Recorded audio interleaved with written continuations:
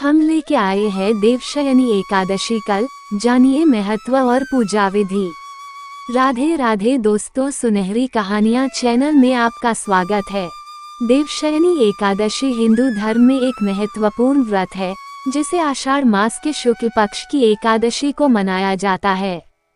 इसे हरिशयनी एकादशी, पद्मा एकादशी या तुरी एकादशी भी कहते हैं। इस बार देवशयनी एकादशी का व्रत 17 जुलाई बुधवार को रखा जाएगा और इसी दिन से चातुर्मास भी शुरू हो जाएगा। आषाढ़ शुक्ल की एकादशी तिथि कब?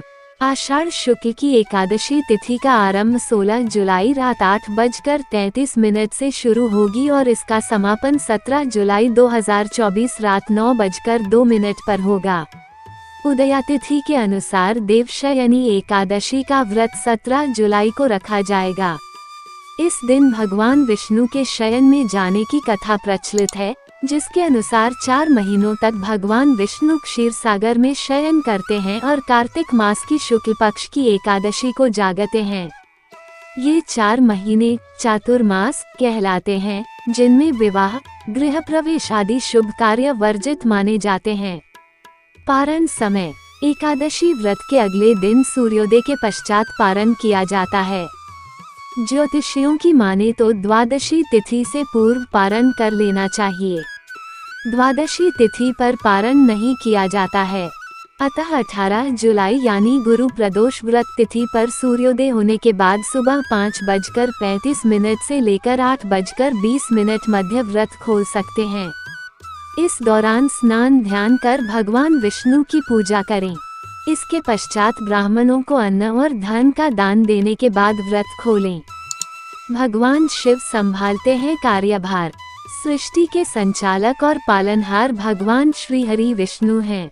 ऐसे में देवशयनी एकादशी के बाद भगवान पूरे 4 महीने के लिए योग निद्रा में चले जाते हैं।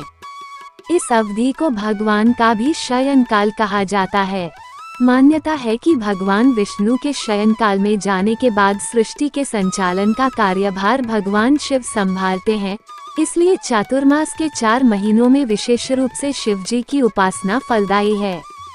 देवशयनी एकादशी का महत्व: देवशयनी एकादशी का व्रत रखने से व्यक्ति को धन, स्वास्थ्य और समृद्धि की प्राप्ति होती है।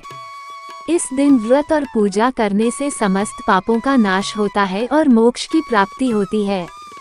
इस एकादशी के व्रत से विशेष रूप से शनि ग्रह के दुष्प्रभावों से मुक्ति मिलती है और जीवन में सुख, शांति और समृद्धि आती है।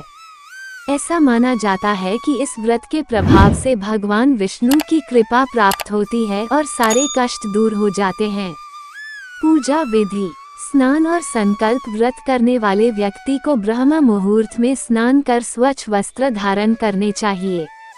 इसके बाद भगवान विष्णु की पूजा का संकल्प लें।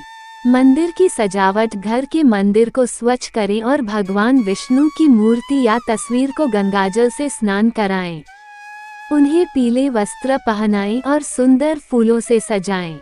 पूजा सामग्री: पूजा के लिए चंदन, तुलसी पत्र, अक्षत, धूप, दीप, नैवेद्य, पंचामृत, फल और पीले फूलों का उपयोग करें।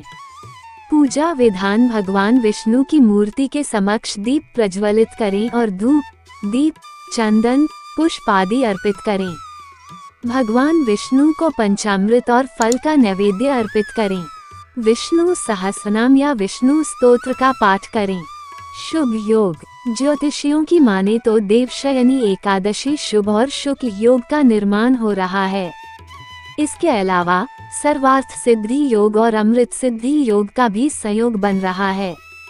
इस दौरान जगत के पालनहार भगवान विष्णु की पूजा करने से साधक की हर मनोकामना अवश्य ही पूरी होगी। नोट: इस दिन भगवान विष्णु के शयन में जाने की कथा प्रचलित है, जिसके अनुसार 4 महीनों तक भगवान विष्णु क्षीर सागर में शयन करते हैं और कार्तिक मास की शुक्ल पक्ष की एकादशी को जागते हैं। ये 4 महीने चातुर्मास कहलाते हैं, जिनमें विवाह, गृह प्रवेश आदि शुभ कार्य वर्जित माने जाते हैं। अगर आपको ये जानकारी पसंद आई तो चैनल को लाइक, शेयर और सब्सक्राइब करें। धन्यवाद।